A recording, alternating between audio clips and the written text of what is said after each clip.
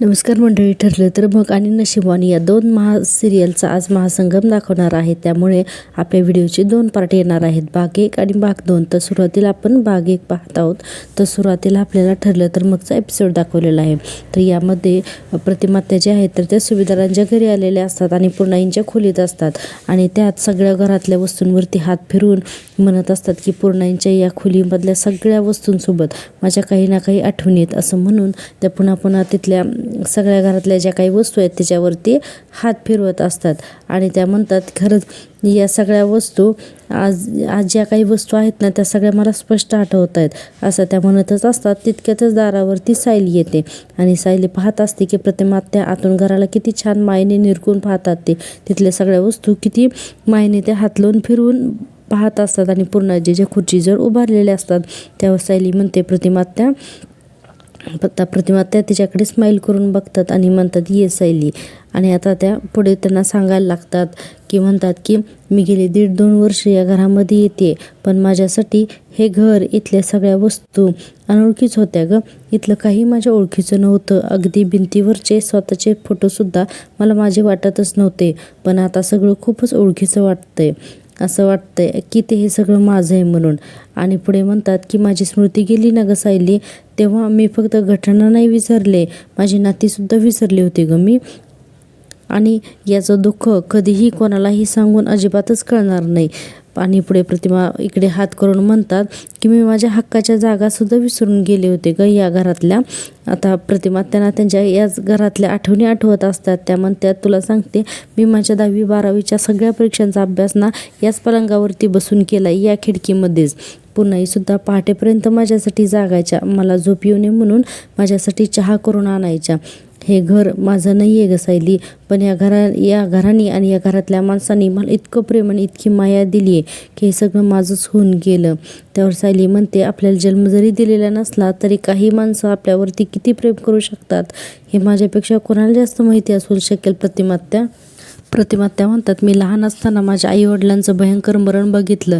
असं मरण आणि इतकं दुःख आजपर्यंत कुणाच्याच वाट्याला येऊ नये ग असं वाटतं मला. पुढे सांगतात प्रतिमात्या की पूर्णाई फक्त माझ्या प्रेम नाहीत करत तर माझ्या पाठीशी त्यांचा आशीर्वादसुद्धा आहे आणि आम्ही तिघंही त्या अपघातातून वाचलो हे फक्त आणि फक्त त्या आशीर्वादामुळेच. असं प्रतिमात्या बोलल्यानंतर सायलीला अचानकच चक्कर यायला लागते. तिच्या चेहऱ्यावरचे हावभाव बदलतात, पण ती काही बोलत नाही, फक्त मनातच सांगते की आता तर प्रतिमात्या त्यांच्या भूतकाळाबद्दल बोलतायत, याचा माझ्या बालपणाशी तर काहीच संबंध नाही आहे, तरीही मला इतकं अस्वस्थ का वाटतंय.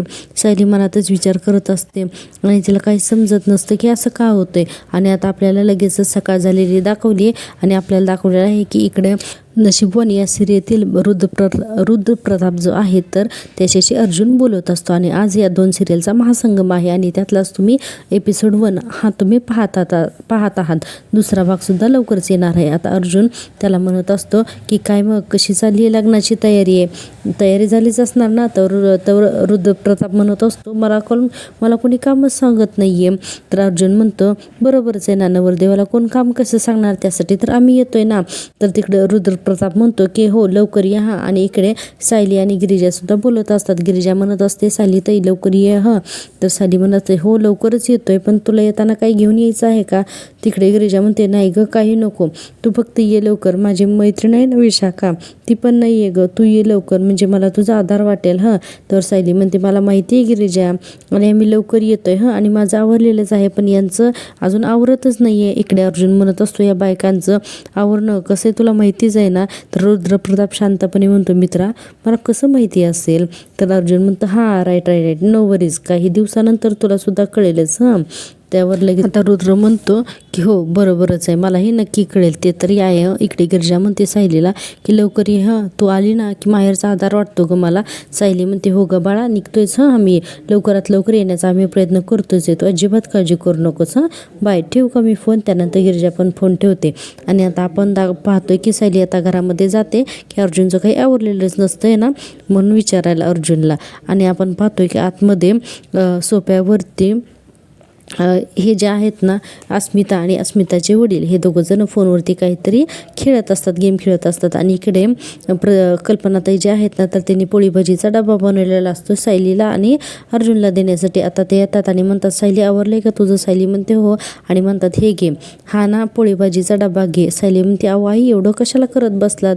कल्पनाताई म्हणतात अगं लांबचा प्रवास आहे, उगाचच बाहेरचं काहीतरी खाऊन पोट नको बिघडायला. त्यावर सायली म्हणते बरं ठीक आहे, नाही खात काय बाहेरचं. आणि सायली हाक मारत असते, अहो आवरलंय का तुमचं लग्न नाही आहे म्हणून. आणि इकडे अर्जुन अजूनही रुद्रशीच बोलत असतो. आता अर्जुन आलो आलो म्हणत असतो आणि रुद्राला म्हणतो माझी बायको मला ब्लेम करते, लग्न जुनं झालं ना की असंच होतं आपल्या बाबतीत. रुद्र म्हणतो बघूया आता माझ्या बाबतीत काय होतंय ते. अर्जुन म्हणतो येईल तुलाही असा अनुभव लवकरच येईल. आता रुद्र हसत असतो. आता आपल्याला पुढचा सीन दाखवलेला आहे.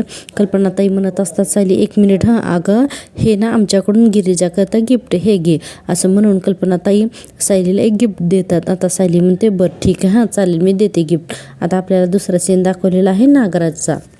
दुसऱ्या सीनमध्ये आपण पाहतोय की नागराज इथे प्रियाला फोन करत असतो. आता प्रिया पटकन त्याचा फोन उचलते, अरे वा नागराज म्हणून, आणि म्हणते हॅलो बोला. झालं साक्षीचं बोलणं झालं? तर नागराज म्हणतो डायरेक्ट साक्षीच्या घरी जाऊन धडकलो. प्रिया म्हणते वा म्हणजे साक्षी तिची ओळख बदलून कुठे राहते हे तुम्हाला आधीच माहिती होतं? तर फक्त माझ्यापासून गोष्टी लपवण्याचं एक चांगलं टॅलेंट आहे तुमच्यामध्ये. आता नागराज म्हणतो हे बघ प्रिया, तुला जर का टोमणेच मारायचे असतील ना तर मी फोन ठेवतो ओके. त्यावर प्रिया म्हणते थांबा जरा, फोन ठेवू नका. साक्षीने महिपत कुठं आहे ते तुम्हाला सांगितलंय का? नागराज म्हणतो नाही ग, खरं तर तिला काहीच माहिती नाही आहे. माझा बाप कुठे गेला म्हणून रडत बसलेली होती, पण आम्हाला कळालं महिपत कुठे गेलाय ते. तर प्रिया आश्चर्यचकितच होते. तोपर्यंत नागराज म्हणतो तुळजापूरला. प्रिया म्हणते तुळजापूरला काय, कसं काय, आणि तुळजापूरला काय, आणि तो कशावरून तुळजापूरलाच गेलाय? तर मग नागराज सांगतो की मी आणि साक्षी आम्ही दोघंजण बोलत बसलेलो होतो ना की नेमकं त्याच वेळेस आहे ना अननोन नंबरवरून साक्षीला एक फोटो आला आणि त्याच्यामध्ये MH25 असं होतं. नंतर नागराज सर्च करतो तेव्हा ते कळतं की तो तुळजापूरचा नंबर आहे. यावरून नागराजने ओळखलेलं असतं की महिपत तुळजापूरमध्ये आहे म्हणून. आता हे सगळं म्युझिकली नागराज प्रियाला सांगत असतो. आता हे सगळं ऐकल्यानंतर प्रिया म्हणते आता त्याला आपण लवकरात लवकर जाऊन तुळजापूरला पकडलंच पाहिजे. मी एक काम करते, मी जाते तुळजापूरला. नागराज म्हणतो तू? तसं प्रिया म्हणते हो मी. तसंही माझ्याकडे तुळजापूरला जाण्यासाठी ऑफिशियल कारणच आहे. आणि काका तुम्ही हा जो काही कचरा करून ठेवलेला आहे ना तो मी काही एकटीनेच गोळा करणार नाही आहे, त्यामुळे तुम्हालाही तिथे यावंच लागेल याची तयारी ठेवा आणि मी एकदा कॉल केला की पहिल्या रिंगमध्ये कॉल उचलायचा त्यावर नागराज म्हणतो तू जरा जास्तच दादागिरी करायला लागली माझ्यावरती, असं वाटत नाही का प्रिया तुला? प्रिया म्हणते अजिबात नाही, कारण काल जर मी तुमच्या मदतीला आले नसते ना काल तर तुमचा मुरगळलेला पाय घेऊन तुम्ही जंगलातच खोडत बसला असतात आणि तुमचा हा सुंदर आवाज आहे ना तो फक्त जंगलातल्या बिबट्यानेच ऐकला असता आणि ते बिबटे आलेच असते म्हणा तुम्हाला तिथून सोडवायला. तर नागराज म्हणते असं काही झालं नसतं प्रिया म्हणते हो सॉरी असं काहीच घडलं नसतं कारण पहाटेपर्यंत पोलीस तुमच्यापर्यंत पोहोचलेच असते आणि महिपतचा साथीदार म्हणून तुम्ही ऑलरेडी जेलमध्येच असला असतात. आता नागराजला हे अजिबात आवडत नसतं. प्रिया पुढे म्हणते काका आता इथून पुढे बोलताना माझ्याशी थोडी अदब ठेवा आणि मी जेव्हा सांगेन ना तेव्हा पटकन तुळजापूरला यायचं असं म्हणून प्रिया लगेचच फोन ठेवून टाकते. नागराज तर खूप संतापलेला असतो पण नागराज काहीच बोलत नाही. आता आपल्याला दुसरा सीन दाखवलेला आहे की रविराज आणि प्रतिमा दोघी सुभेदारांच्या घरी येतात आणि आता इथे सायली आवरून तयार झालेलीच असते तुळजापूरला जाण्यासाठी. प्रतापराव म्हणतात वा आले का, या म्हणून प्रतापराव दोघांनाही घरी आतमध्ये बोलवतात. प्रतिमा त्या म्हणतात निघालात का ग? तर सायली म्हणते आमच्या यांचं अजून आवरतच नाहीये ना. आणि इकडे अर्जुन अजून रुद्रशीच बोलत असतो की रेडी झालं सगळं चल निघूया असं म्हणून त्याचा फोन कानालाच असतो. सायली म्हणते हो 1 मिनिट लगेचच. रुद्र इकडे ऐकत असतो आणि अर्जुन म्हणतो आता काय सांगितलं होतं ना तुला की या बायकांचा शेवटपर्यंत ना की काही संपतच नाही. सायली म्हणते काय म्हणालात होतो मी तयारायचं आहे केव्हाची, आईने डबा दिलाय फक्त तो तेवढा बॅगमध्ये ठेवते. आता हे सगळं रुद्र ऐकत असतो. अर्जुन म्हणत असतो मी पण तेच सांगत होतो की हे जर संपतच नाही. सायली म्हणते काय? तर पुढे म्हणतो नाही काळजी घे ना. अर्जुन लगेचच वाक्य फिरवतो. रुद्र तिकडे हसत असतो. आता सायली म्हणते हो का? तर अर्जुन म्हणतो हो हवं तर तिथे गेलं की तू विचार रुद्रला. आणि म्हणतो रुद्र मी तुझा फोन ठेवतो पण तिथे गेलो की बोलूया ओके बाय असं म्हणून अर्जुन फोन ठेवतो. आता रुद्र पण फोन ठेवतो आणि सगळे स्माईल करत असतात. सायली म्हणते चला निघतो आम्ही आता. रविराज म्हणतात आता पोचलं की फोन करा. सायली म्हणते हो. आता अर्जुन आणि सायली दोघेही निघतात तुळजापूरला लग्नाला जाण्यासाठी. आता आपण पुन्हा प्रियाचा सीन पाहतोय. प्रिया एकटीच बोलत असते तुळजापूर. आता सावीची मदत करायला जायलाच हवं तुळजापूरला. तोपर्यंत तिथे अश्विन येतो आणि म्हणतो काय ग कोणाच्या मदतीला जातोय. प्रिया म्हणते अश्विन माझी ना एक मैत्रीण आहे सावी, ती तुळजापूरला आहे आणि तिला ना माझ्या मदतीची थोडीशी गरज होती अरे. तर मी विचार करत होते की मी 4-5 दिवसासाठी तिच्याकडे जाऊन येऊ का, म्हणजे प्लीज तुला चालेल का. अश्विन म्हणतो अगं परमिशन काय विचारतेस, मी काय नाही म्हणणार आहे का. आणि पुढे म्हणतो की तन्वी आपण एक काम करायचं का, म्हणजे आपण दोघंही जायचं का. हे बघ आपलं एक छोटंसं वेकेशन पण होईल आणि आपली एक ट्रिप होईल. हे बघ उद्या आणि परवा माझ्या अपॉइंटमेंट्स आहेत, त्या झाल्या की आपण परवा दिवशी सकाळी निघूया.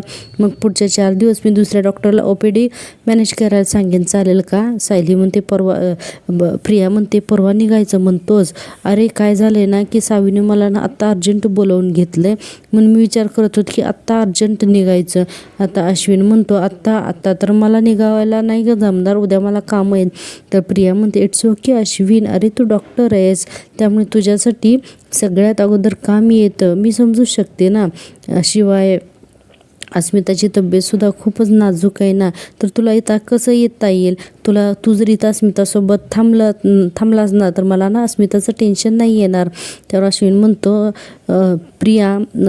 तन्वी तू ना मिस्टी आहेत. कधी कधी ना तू माझ्यावर इतकी रागावतेस ना की त्यामुळे ना माझासुद्धा तोल सुटतो. आणि कधी कधी तू इतकी समजूतदारपणे वागतेस ना की माझ्या घरच्यांची काळजी घेतेस. तर प्रिया म्हणते तुझ्या घरच्यांची नाही हां, आपल्या घरच्यांची म्हण. असं म्हणल्यानंतर तर अश्विनला फारच तिचं कौतुक वाटतं. त्याला वाटतं आपली बायको काय घेऊन ये.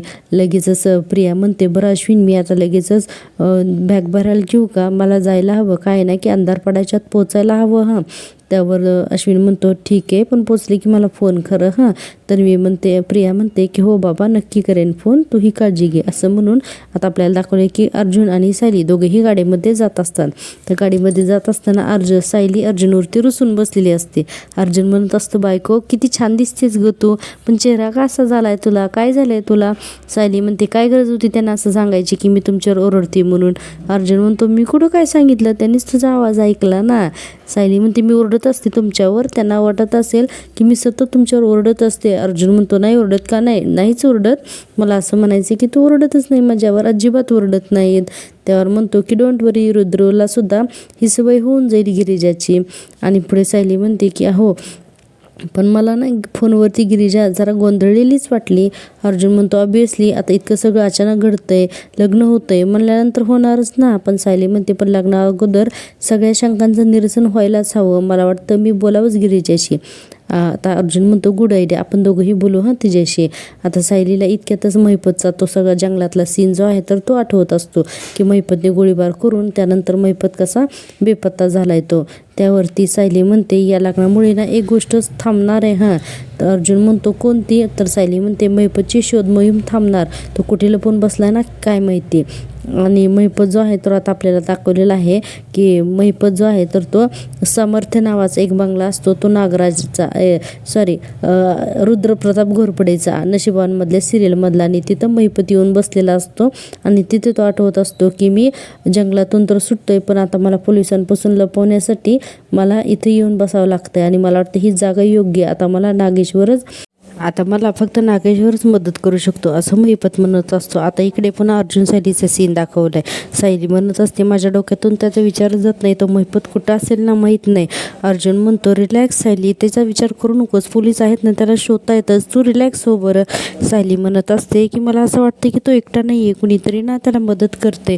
अर्जुन म्हणतो हो ऑब्विसली कुणीतरी मदत करतच असणार आहे, त्याशिवाय तो इतका असा दडून बसणारच नाही आहे. आता पुन्हा आपल्याला सीन दाखवलेला आहे तो म्हणजे महिपत घरामध्ये पोचलेला असतो नागेश्वरकडे आणि पटकन घरामध्ये येऊन रूमचा दरवाजा बंद करतो. आता लगे नागेश म्हणतो की ओ महिपतराव काय इतकं काय झालंय घाबरायला, इतकं काय बेदरलाय तुम्ही, असं का करायला लागलाय. आपण पाहतोय की महिपतराव जेव्हा नागेश्वरकडे येतो त्यावेळेस खूपच घाबरलेला असतो. नागेश्वर म्हणत असतो अहो दोघंच आहेत आपण इथं, एवढं नका घाबरू. महिपत म्हणतो आहोत दोघंच आहोत आपण, बरोबर आहे, पण हे लग्नघर आहे, इथं लग्नघर म्हणल्यावर कुणी ना कुणी येत जात असतं. नागेश्वर म्हणतो बरं काय झालं आमच्या कामाचं ते बोला. महिपत म्हणतो अहो मी प्रयत्न केला, तिला उडवायला माणूससुद्धा पाठवला.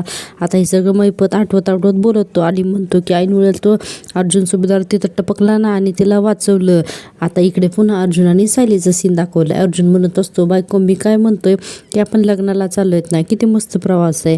मग महिपतचा विचार सोड ना गं तू. हे बघ एक काम कर, खिडकी खाली कर आणि महिपतचे विचार जे आहेत ना तर ते खिडकीतून बाहेर फेकून दे, असं अर्जुन म्हणत असतो. पुढे सायली म्हणते अर्जुनला असं म्हणते की असं करता आलं असतं तर किती बरं झालं असतं. अर्जुन लगेचच तिचा मूड बदलण्यासाठी म्हणतो की यू नो वॉट, मला ना आता आपलं लग्न आठवतंय. तर सायलीसुद्धा स्माईल करते, तिचाही मूड चेंज होतो आणि ती म्हणते हो मला सुद्धा ना तेच आठवतंय, मग अगदी माझ्या मनातलं बोललात. आपलं हे लग्न अशाच परिस्थितीत झालं होतं ना अचानक. अर्जुन म्हणतो हो मंदिरात काय भेटलो होतं आपण आणि ते सगळे विधी वगैरे मला काही कळतही नव्हते. आणि सायली म्हणते आणि माझा नवरा बसला होता तिथे अशी भुई उंच करून. आता अर्जुनची मजा घेत असते सायलीसुद्धा. पुढे अर्जुन म्हणतो but I am so happy, आपण असेच हॅप्पी राहूयात. आता पुन्हा आपल्याला लगेचच दुसरा सीन दाखवलेला आहे. आता महिपत आणि नागेश्वर बोलत असतात. नागेश्वर म्हणत असतो की असं कसं महिपतराव, परत एकदा प्रयत्न करायचं का नाही. महिपत म्हणतो करणार ना नागेश्वर साहेब, का नाही प्रयत्न करणार, तुमच्या कामाला मी कुठं नाही म्हणलो, पण इथं माझ्याच मागं ब्याद लागली, पोलीस लागलीत माझ्या मागं, म्हणून तरी आलो ना मी इथं तुमच्याकडे लपायला, नाही तर कशाला आलो असतो. त्यावर नागेश्वर म्हणतो अरे असं झालंय होय सगळं, बरं ठीक आहे, अरे बापरे. आता एक काम करू. आता नागेश्वर थोडासा विचार करतो आणि महिपतला म्हणतो की महिपत नका विचार करू, आम्ही लपवू तुम्हाला, काळजी करू नका, कोणाच्या बापाला पण तुम्ही सापडणार नाही, असं तो महिपतला सांगत असतो. आणि पुढे म्हणतो पण मग आमच्या कामाचं काय, ते काम करायचं. त्याच्यानंतर लगेचच महिपत म्हणतो थोडे दिवस शांत बसावं लागेल ना नागेश्वर साहेब, तुमचं काम करणार 113% तुमचं काम मी करणारच. आणि महिपत एकसारखा नागेश्वरकडे बघत असतो. नागेशराव म्हणतो की ठरलं तर मग तुम्हाला आम्ही मग इथंच लपवणार, इथंच तुम्ही सेफ राहणार, कोणाच्या पण हाताला लागणार नाही 113%, असं नागेश्वर त्याला ठाम विश्वास देतो. महिपत म्हणतो पण पण नागेश्वर शेठ इथं तुमच्या मुलाचं लग्न आहे, कोण कोणाच्या ओळखीचं निघल हे काय सांगू शकतो का. तर नागेश्वर म्हणतो लग्न गरज आहे ना, लोक आपापल्या कामात असतात, तुम्ही काळजीच करू नका, इथं तुम्हाला मी असा भारी लपवतो ना की तुम्ही कोणाच्या समोर जरी आलात का नाही तरीसुद्धा तुम्हाला कोणी ओळखू शकणार नाही, मी असं तुम्हाला लपवतो आणि मी अशी व्यवस्था करतो, असं नागेश्वर म्हणत असतो. आणि त्याच्या हातातले घुंगरू असताना दाखवलेले आहेत. आता नागेश्वर जो आहे तर तुळजापूरमध्ये महिपतला पोलिसांपासून वाचवण्यासाठी रूप बदलून लपवून ठेवणार असतो. आता नागेश्वर महिपतचा एकदम लुकच चेंज करतो. बापरे प्रेक्षकांनो, आज महिपत तर आपल्याला सुद्धा ओळखता येणार नाही, इतका वेगळा असा महिपत आपल्याला दाखवलेला आहे. पण पाहूया महासंगममध्ये आणखीन काय काय विशेष घडतं ते. प्रेक्षकांनो तुम्हाला जर का हा रिव्ह्यू दिलेला आवडत असेल तर प्लीज चॅनल एक लाईक आणि सबस्क्राईब करा. काय आहे ना की महासंगम जेव्हा एपिसोड येतो तेव्हा खूप सारे डायलॉग आणि खूप वेळ द्यावा लागतो, तर प्लीज तुमच्या सपोर्टची खूप गरज आहे चॅनल मॉनिटाईजसाठी. तर आता आपण पाहूया. नागेश्वर म्हणत असतो, नागेश्वर त्याचा मेकअप करत असतो आणि म्हणत असतं की वा काय देखणं दिसतंय, रूप भारीच, एकदम भारीच, असं नागेश्वर म्हणत असतो. आणि आरसा पुढे करतो आणि म्हणतो घ्या बघा. आणि आपल्याला त्या आरशामध्ये महिपत दाखवलेला आहे. महिपत अजिबात ओळखता येत नाही. बापरे, महिपतला एकदम काळा विग घातलेला असतो, केसांचा काळी दाढी लावलेली असते. महिपत म्हणतो कमाल आहे नागेश्वर साहेब, अहो मी पण ओळखलं नाही की स्वतःला. नागेश्वर म्हणतो मग दुसरे कसे ओळखतील, या आता तुमचं पूर्ण रूप बघू, असं म्हणून नागेश्वर महिपतला मोठ्या आरसाकडे घेऊन जातो आणि म्हणतो या कसे दिसतात आमचे महिपतराव, बघा कसं आहे. म्हणून नागेश्वरराव म्हणत असतो विषय आहे का, कसे दिसतात आमचे महिपतराव. आता महिपत आरशामध्ये स्वतःला बघत असतो आणि महिपतला तर आपण सुद्धा ओळखू शकलेलं नाहीये. आणि आता लगेच दुसरा सीन दाखवलेला आहे. रुद्र आणि त्याची आई हॉलमध्ये असतात आणि तिथे अर्जुन आणि सायली येतात. आता रुद्र त्यांचं वेलकम म्हणून स्वागत करतो. अर्जुन, सायली आणि रुद्र हे एकमेकांना छान भेटतात. रुद्र म्हणत असतो थांब जरा मी घेतो तुझी बॅग, मस्त, कसे आहात तुम्ही सगळेजण, असं म्हणून अर्जुन आणि रुद्र एकमेकांचा गळाभेट घेतात. सायलीला विचारतात नमस्कार वहिनी, कशा आहात तुम्ही. सायली म्हणते मस्तच, पण आमची मैत्रीण कुठं आहे. तर रुद्र म्हणतो हो भेटवतो ना तुम्हाला मी, एकच मिनिट पण आधी आत तर या. रुद्र म्हणतो हो भेटवतो मी गिरिजाला, पण पहिल्यांदा आईसाहेबांना तरी भेटा. असं म्हणून रुद्र, अर्जुन आणि सायली दोघांनाही घरात घेऊन येतो आणि म्हणतो, अरे वा आबासाहेब हे आई आणि आबासाहेब आणि आईसाहेब हा माझा मित्र अर्जुन आणि ही तिची बायको सायली. सगळेजण एकमेकाला नमस्कार म्हणतात. अर्जुन म्हणतो, बायको कसली? बॉस आहे बॉस, ही माझी बॉस आहे. तर सायली म्हणते, अहो काहीतरीच काय. तर नागराज म्हणतो, अहो ओळखतो की आम्ही यांना, लय ऐकलं आम्ही तुमच्याबद्दल, पण भेटायचा योगच आला नव्हता. सायली म्हणते, तुम्ही कसं ऐकलं आणि कोणाकडून? त्यावर नागराज एकदम चपापतो आणि नागराज म्हणतो, अहो कोणाकडून काय, आम्हाला कोण सांगणार, आमच्या चिरंजीवांनीच तर सांगितलं आणि आमचं तर बोलणं पण झालं की. काय वकील साहेब? अर्जुन म्हणतो, हो मला आठवतंय ना आपलं बोलणं झालेलं. इतक्यातच वेश बदललेला महिपत जो आहे तर तो अर्जुनच्या समोर येतो. अर्जुनला अचानकच हावभाव अर्जुन बदलतो आणि अर्जुनला वाटते की आपण या व्यक्तीला कुठेतरी ओळखले. तर अर्जुन लगेचच म्हणतो की रुद्र यांची ओळख. तर रुद्र सुद्धा या माणसाला ओळखत नसतो. तो आणि मला ना या नागेश्वरला मी सॉरी चुकून प्रेक्षकांना मी नागराजच म्हणते. काय ना की नशिबांचा आपण रिव्ह्यू देत नाहीये ना, त्यामुळे चुकून नागेश्वरच्या ऐवजी मी नागराजच बोलली जाते, त्याबद्दल माफ करा. आता आपण पाहूया, नागेश्वर इकडे लगेचच महिपतला बोलवतो आणि म्हणतो, अहो अण्णासाहेब या ना, या इकडं, हे अण्णासाहेब आपले घरचेच आहेत. असं म्हणून नागेश्वर जो आहे तर तो महिपतला त्याच्याजवळ बोलवतो. आता अर्जुन आणि सायली हे सगळं पाहतच असतात आणि नागेश्वर आहे तो महिपतला म्हणत असता, हे सगळे घरचेच आहेत आपली, या इथे उभा राहा. आता लगेचच महिपत जो आहे तर तो गॉगल घालतो आणि सगळ्यांच्या समोर येऊन उभा राहतो आणि लगेच नागेश्वर म्हणतो, काय ना की आमचे चिरंजीव नाहीत ओळखत यांना, हे आमचे परम मित्र अण्णासाहेब जावत खासदार आहेत बरं का. आता सगळेजण त्याला नमस्कार म्हणतात, पण अर्जुन आणि सायलीला जरा डाऊटच आलेला असतो. आता अर्जुन म्हणतो, अच्छा हे आहेत का. तर लगेचच महिपत फक्त लगेच खिशातला मोबाईल काढतो आणि काही न बोलता पटकन निघूनच जातो. सगळ्यांना जरा वेरड वाटतं. आता नागेश्वर म्हणतो, का जरा अर्जंट असेल फोन. अर्जुन म्हणतो, आपण इथं आलोय ते बहुतेक त्यांना आवडलेलं दिसत नाहीये. आता सायली म्हणते, अहो काही काय, असं कसं असेल बरं. नागेश्वर म्हणतो, बरं चिरंजीव तुमचं चालू दे, आत घेऊन जावं यांना, आम्ही बघतो काय झालंय ते त्यांना. म्हणून नागेश्वर सुद्धा महिपतच्या मागे लगेचच जातो. इकडे सायली म्हणते, वासंती काकू गिरिजाची खोली कुठे आहे? वासंती काकू म्हणतात, इकडे आहे, जाते तुझी वाटच बघते. आता सायली तिकडे जाते आणि इकडे दाखवलेलं आहे पायऱ्यावरून नागेश्वर महिपतला त्याच्या खोलीला दुसरा सीन दाखवलेला आहे तर तो म्हणजे प्रियाचा. तर प्रिया, सावी आणि नागेश्वरची जी बहीण असते ना तर तिथे उर्वशी तर तिथे आलेली असते आणि पटकन आते आणि दार लावते आणि म्हणते, इथे आहात तुम्ही? आता लगे उर्वशी म्हणते, काय ग आणि तू कुठे होतीस? तर प्रियाने दार का लावतेस? त्यावरती प्रिया म्हणते, कारण मला तुम्हाला काहीतरी द्यायचे. असं म्हणून प्रिया आतमध्ये येते आणि तिच्या पर्समधून एक औषध काढून दाखवते हे. आता लगेचच उर्वशी म्हणते, हे काय आहे? तर प्रिया म्हणते की रुद्र आणि सावीमधला अडथळा दूर करण्याचं औषध आहे हे. आता हे सावीच्या हातात देते औषध आणि म्हणते की सावी हे औषध आहे ना ते गिरिजाच्या मेहंदीमध्ये तू मिक्स करायचं. त्यावर सावी म्हणते, अगं हो, पण सगळ्यांच्या समोर कसं मिक्स करणार? त्यावरती लगेचच ती मावशी म्हणते, अगं सगळ्यांच्या समोर कशाला, गिरिजाची मेहंदी आपण इथे बनवायची. सावी म्हणते, मावशी पण ऑलरेडी त्यांनी तयार केली असेल ना मेहंदी मग. तर मावशी म्हणते, अगं सावी हे बघ, आपण इथे मेहंदी जी बनवणार आहोत ना तर त्या मेहंदीचा वाडगा तो गिरिजाच्या इथे घेऊन जायचा आणि त्या दोन्ही वाडग्यांची अदलाबदल करायची, कळलं का तुला? त्यावर प्रिया म्हणते, सिंपल, हुशार आहेत मावशी. असं म्हणून सावी लगेचच म्हणते, हो चालेल. आणि आता हे सगळं त्यांनी व्हिज्युअलायझेशन करून दाखवलेलं आहे आणि फोटो दाखवलेले आहेत. ती मावशी म्हणत असतात, पण हे सगळं तुला अगदी सावधपणे करायला हवं कारण तिथे वासंती असेल आणि बाकीच्या मावशीसुद्धा वासंती आणि बाकीच्या बायकासुद्धा आहेत. तर हे सगळं तुला अतिशय सावधपणे करायला हवं आणि आपल्याला दाखवलेलं आहे की इथं ती मेहंदीची कशी बदलाबदल वगैरे करते हे ते सगळं दाखवलेलं आहे. आणि पुढे प्रिया म्हणते, आणि एकदा का आपली मेहंदी गिरिजाच्या हाताला लागली की साहजिकच तिला त्याचा वास घ्यावाचा वाटेल बिचारे.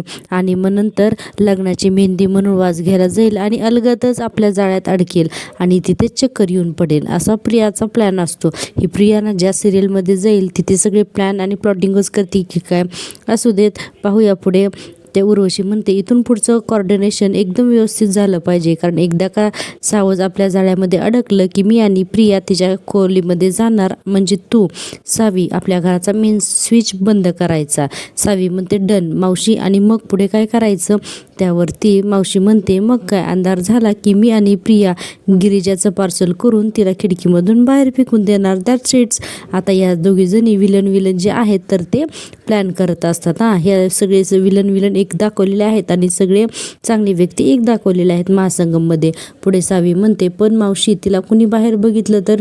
प्रिया म्हणते, कुणीही बघणार नाही, कारण आपली 2 माणसं ऑलरेडी तिथे वाट बघत असतील. जसं आम्ही गिरिजाला बाहेर फेकू ते तिथून तिला गायब करतील. असं म्हणून या तिघींचा प्लॅन चांगला शिजत असतोय. सावी म्हणते, आणि मग इकडे असा शोधाशोध सुरू होईल की ऐन लग्नाच्या वेळी नवरी मुलगी कुठेच गायब झाली ती.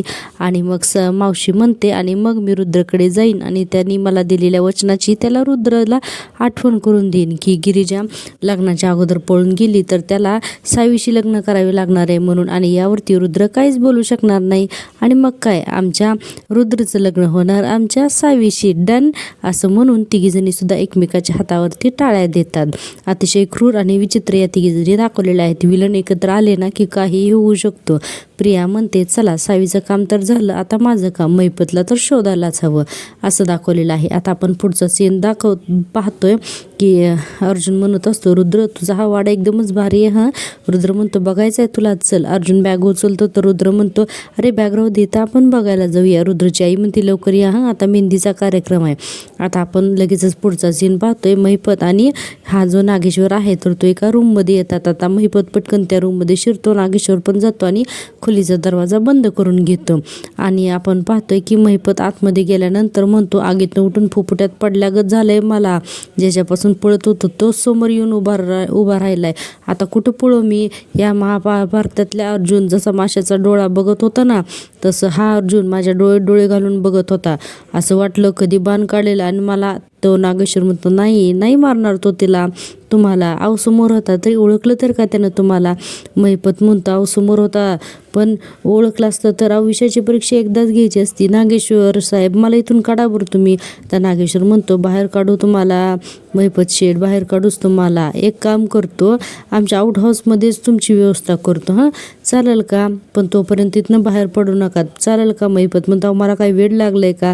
हे काय तुमच्या वाड्याला एखादा भुयारी मार्ग वगैरे आहे का? पुरीच्या वाड्यानं असायचे तसं आहे का? बघा सांगा ना.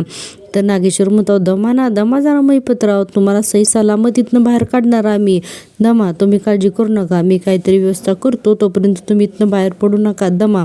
असं म्हणून नागेश्वर बाहेर निघून जातो. आता नागेश्वर बाहेर जातो आणि बाहेरून त्या रूमचा दरवाजा बंद करून घेतो, म्हणजे आतून बाहेरून कडी घालून घेतो नागेश्वर आणि तिथून निघून जातो पुढची व्यवस्था करण्यासाठी.